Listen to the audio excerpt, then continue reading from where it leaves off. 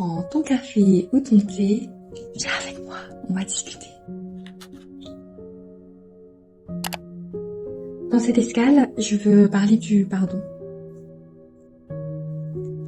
Quand je suis entrée dans mon parcours de guérison, je savais que ça allait être, on va dire, une étape obligatoire. Et je l'ai beaucoup repoussée à chaque fois que j'ai été amenée sur cette étape. J'ai préféré travailler autre chose parce que je savais que ça allait me demander une vraie authenticité dans ce pardon, dans le pardon. Je pense qu'il est difficile de l'accorder parce que souvent c'est pas à des étrangers qu'on doit pardonner. Je vais lier ce que je dis à la spiritualité, mais les énergies qui ont été très longtemps perturbantes ont souvent passé par des personnes proches de nous pour tenter de nous atteindre, de nous déstabiliser, de nous bousculer. Parce que les gens qu'on est déjà à distance sont déjà à distance et n'ont pas accès en fait à ce que l'on est, à nos énergies, à notre stabilité, à notre processus de guérison. Et souvent ce sont des gens proches qui sont dans notre cercle, peuvent venir appuyer là où ça peut faire mal. Et je dis toujours que pour apprendre ce que c'est le pardon, il faut vivre la trahison, il faut vivre le coup dur, le coup bas, même si j'étais préparée, parce que quand tu entres dans ton parcours de guérison, tu comprends qu'il y a des choses que tu vas vivre et que ce n'est pas une punition, mais c'est pour pouvoir évoluer, pour pouvoir être bien. Et donc la trahison en fait partie. J'avais l'impression, avant, que pardonner c'était laisser l'autre gagner, lui dire que c'était pas si grave ce qu'il avait fait et que j'avais cette impression. Et du coup je tenais mon pardon comme ça, très fort contre moi, en me disant qu'il fallait surtout pas que je le donne parce que c'était parce qu'il ne le méritait pas. Je savais que cette escale demandait de pouvoir affronter ce qu'on est et ce qu'on refuse de donner à l'autre en pensant plutôt qu'on a une forme de contrôle sur ce qui se passe, sur les étapes qui nous permettent de devenir meilleurs. Entrer dans mon parcours de guérison, quand on me faisait quelque chose, et après je pardonnais, je me disais, mais j'ai pardonné. Je te pardonne. À la première tempête, à la première perturbation, je ramenais les choses. Un dossier comme ça. Et au moment où j'ai entamé ma traversée, je savais que ça allait être beaucoup plus profond et que les automatismes que j'avais, ce comportement que j'avais, ne m'aidaient pas à moi-même être bien. Je savais que j'allais devoir réapprendre à pardonner. Et pour ça, il faut laisser les autres nous faire du mal. Pas les laisser de façon volontaire, mais expérimenter sa capacité à traiter l'information qui arrive et à se sentir en accord avec nos décisions, avec nos réactions. C'est un sujet qui est pas si évident que ça, et on entend beaucoup qu'il faut pardonner pour avancer, pour se libérer. J'avais beau entendre toutes ces arguments, je restais toujours très interrogative sur la forme que prenait le pardon, sur son utilité, si ça aidait vraiment l'autre, si ça nous aidait vraiment. J'avais toujours été une personne, je le suis toujours, je pense, avec plus de recul, d'expérience, qui à un seuil de tolérance qui est plutôt au cran, qui arrive à voir un peu, voilà, une situation sur différents aspects, où là où certains n'auraient pas la patience de creuser un peu plus, je l'ai souvent eu. Peut-être parce que j'aurais voulu qu'on ait cette même patience avec moi, je sais pas. Du coup, je l'ai accordé à d'autres, ce temps en plus pour montrer autre chose. C'est une qualité et parfois ça m'a porté défaut aussi. Et du coup, quand on est comme ça, en tout cas moi qui ai souvent été comme ça, quand on venait me trahir, alors que c'est vrai que j'ai souvent été l'une des personnes, je me disais mais je mérite pas. Et c'est très contradictoire parce que on est sur un parcours de guérison, donc on sait, et en même temps on a cette blessure un peu d'injustice, on se dit c'est injuste, pourquoi ça m'arrive à moi, alors que ce sont des expérimentations. C'est pour devenir meilleur et comprendre justement peut-être nos propres limites avant de laisser les événements s'installer. Et pour revenir au pardon, à chaque fois dans mon parcours de guérison, je passais une étape et je me disais ok, j'ai pardonné, je pardonne, je redémarre, je coupe les liens, je ressentais au fond de moi que c'était vraiment sincère, que ma démarche était sincère, parce que dans mon cœur je ressentais une tranquillité, et dans mes connexions je demandais au divin de m'accompagner dans ce pardon.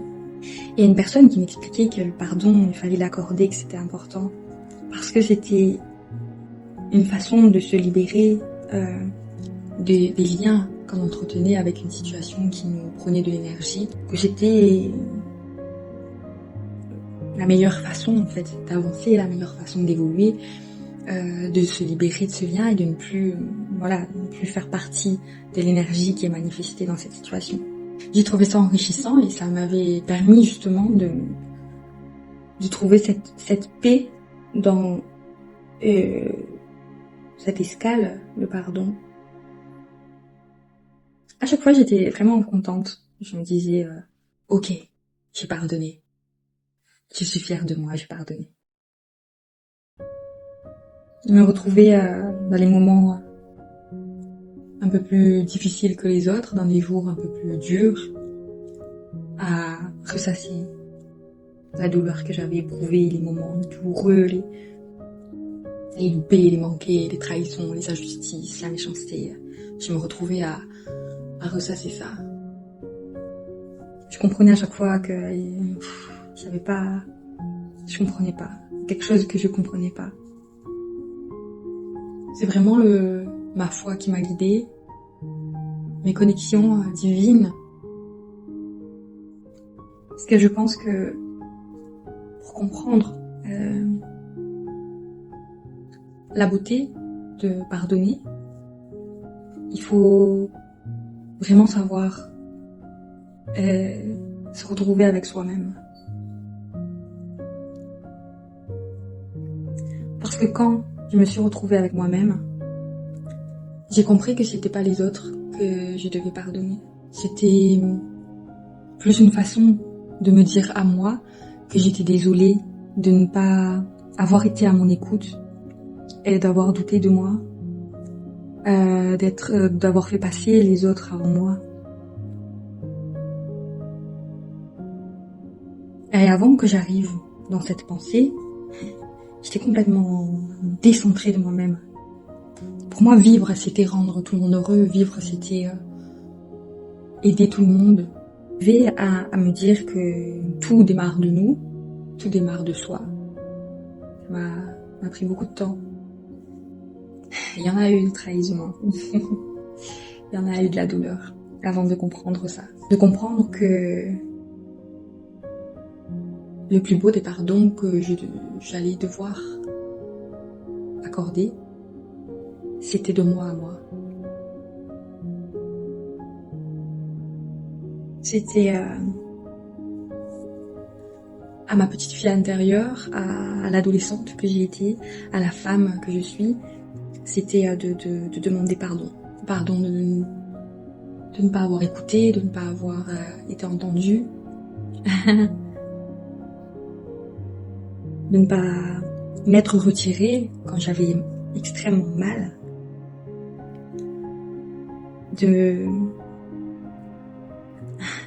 À l'adolescence, on vit beaucoup ça. Pour s'assurer d'être pleinement en vie, on peut se mettre dans des situations de danger, de revivre les émotions, les sensations, la dopamine. Et je crois que j'ai souvent eu peur de ne plus me sentir en vie. Et la meilleure façon parfois de comprendre ça, c'est de ressentir. Et j'avais très peu ressenti l'apaisement, le bonheur, la joie. Et mes ressentis, c'était souvent à travers la tristesse, la peine, la colère, la déception, la trahison. Et du coup, à chaque fois que ça se passait, c'est comme si je me disais, je suis en vie, et tant mieux, et super. Au moins je ressens. J'ai encore toutes mes émotions. Alors je ne sais pas où est-ce que vous en êtes dans votre parcours de guérison avec le pardon. Je n'ai pas de leçons à donner. D'ailleurs, à chaque fois que je fais une vidéo, je fais très attention à ne pas en donner. On peut vite tomber dans cette forme de communication, de vouloir faire croire à l'autre qu'on sait mieux que lui parce qu'on a avancé. Sans doute que vous avez vécu des moments douloureux et difficiles et que vous avez connu des trahisons, des moments où vous vous êtes dit que vous n'allez jamais pouvoir pardonner et avancer. Vous pouvez le faire. Vous pouvez le faire. Pour vous, ça, on va tout le temps l'entendre, mais pas pour les mêmes raisons, ou que vous soyez libéré de l'autre. C'est certainement que ça se passe comme ça. Mais vous pouvez vous l'accorder, de ne pas avoir pris ce temps, de comprendre que vous aviez le droit de vous retirer d'une situation et que vous n'étiez pas obligé de vivre ces choses. Vous pouvez vous pardonner d'avoir peut-être placé une trop grande confiance dans les autres et pas assez en vous. Ce sont des moments, à chaque fois, je dis que ça nous permet d'évoluer. Et chaque fois que je pardonnais, que je sentais que c'était pas vrai, que c'était pas honnête, j'essayais de l'accepter, de me dire ok, je suis fière de toi parce que j'ai essayé de le faire au moins une fois. Je suis pas encore prête et ce sera pour la fois d'après.